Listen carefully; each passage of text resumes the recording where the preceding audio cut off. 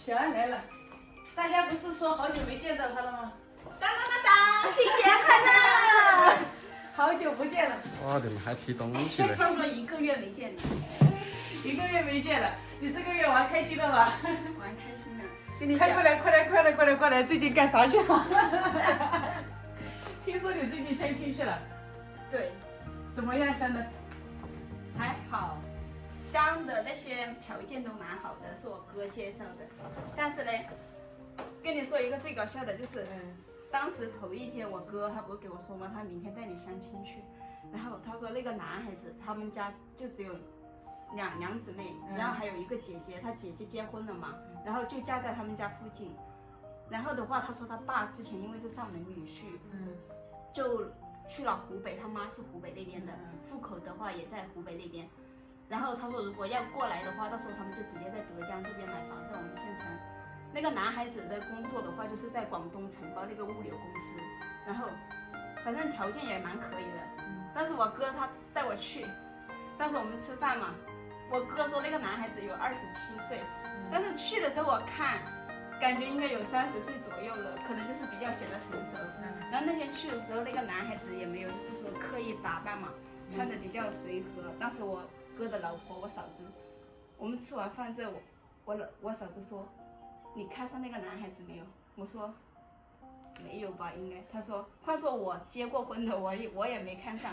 他说因为如果是来相亲的话，不应该要刻意的稍微打扮一下吗？他都没打扮，就随便穿一个就来了。然后我说哎呀就这样吧，我说反正如果后面还有好的资源，让哥再给我介绍。他说我家就有一个堂弟，你要不要去？他说他们家家庭条件也可以，而且他们家就只有他一个儿子，他爸妈在广东就是开那个玻璃厂的，然后也没有什么压力之类的。然后我哥就说，他说去嘛，一会儿他们马上就从老家上来了，然后去看一下长得怎么样。他说哎呀，一次性把1天就把这2个都见了，然后你就有好选择的余地，不要浪费大家的时间。然后他说你觉得可以的话，我们就去见。我说可以，因为中途和第一个男孩子吃饭的话，我们2个全程没聊过天。那男孩子是不是不喜欢聊天，不喜欢说话？然后他姐就说他性格是比较内向的那种嘛，然后全程就那天吃饭就我还有那个男孩子还有他姐姐，然后我们这边的话还有就是我那个哥还有嫂子，然后我和我哥嫂子还有他姐我们都有聊天，但是那个男孩子就坐在我旁边，我们2个全程没有聊过一句天。还是吃饭的时候，吃完饭我哥就说你就没有什么想对人家说的吗？然后我哥就说比如加个微信啊什么样的，那个男孩子说来加个微信嘛。结果我想的是我拿我的2维码让他给我扫，结果他把他的2维码拿出来让我扫他。当时我就觉得这个在我心目中更扣分了，我觉得男孩子不应该更主动一点吗？还要让我加他。关键是长得怎么样？长得还行，但是长得有点太成熟了，小一点的，也不是我喜欢的那种。有点着急了。他那天跟我说1天相了2个，我说你家里面确实是着急了，一次也给你介绍2个。没有，其实我爸妈还好，但我爸妈不知道我去相这2个，没给他们说。你爸妈还不知道？对，没给他们说，因为我嫂子当时说嘛，如果到时候成了再给他们说，要是不成的话，1天就相这么多，也不好那种，他就不给他们说了。然后当时去和我那个嫂子她堂弟我们见面的时候，我都以为就像第一个那个男孩子一样，可能就是他堂弟来或者什么。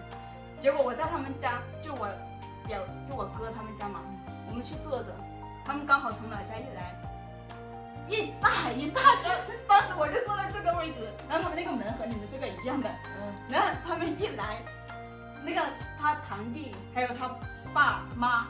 还有那些表哥表嫂，那些外公外婆全都去了，我都惊呆了，看到2、3个车，当时我都惊呆了。然后一去，但是当时我都觉得应该，如果第一次见这么多陌生的人，而且又是长辈之类，我觉得我应该蛮紧张的。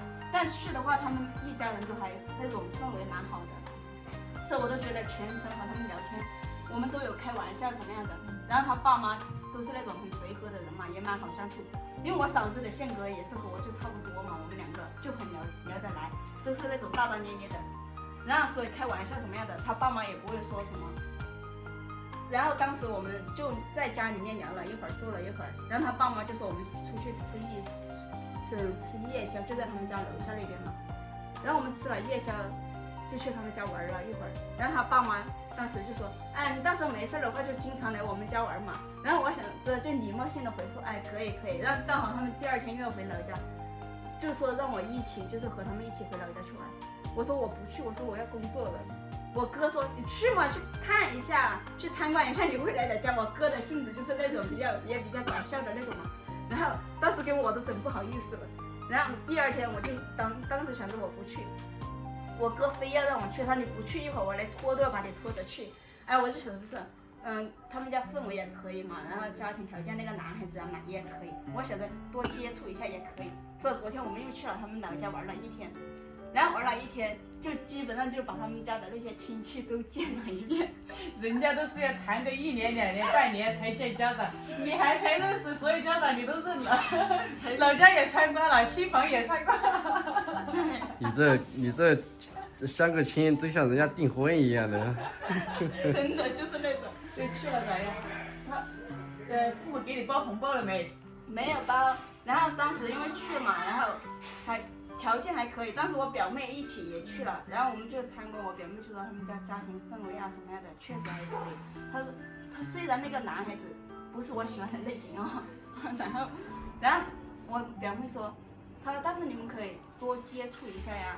她说可能人家确实不是你喜欢的类型，但是他们的家庭条件确实也蛮好，而且氛围也可以，最起码就是说和他到时候如果真的成了，最起码不会为经济而感到有很大的压力。然后房子什么样的他们都有，房子车子人家都有嘛，而且他们家就他一个独生子，然后他爸妈又还蛮年轻的。然后就要说，然后我就想着，哎呀，和那个男孩子嘛，最起码也有聊得来的，就和第1个直接我们全程都没聊过天。然后我就想着和第2个也多接触一下嘛，然后像我们聊天什么样的，因为年纪第2个和我一样大，所以有共同语言，就聊得来。我也想着就和他就再聊一下。然后我哥就是属于那种，就动不动就说，哎呀，到时候你们2个，其实我最希望的就是你和他，你们2个成了的话。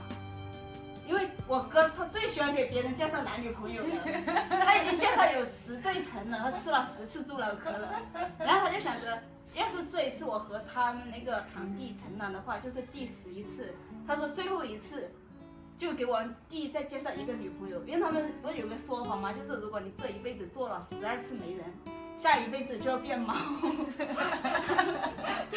然后他就说，其实他如果到时候你和我弟成了的话，我就给你弟再介绍一个女朋友，以后我就再也不做给别人不做媒人了，就是这种。就是已经12次满了，啊，最后2个留给你2个了，2小妹了。对。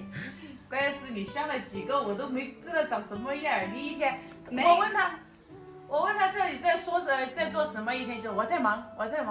后面昨天才说，我在相亲去了。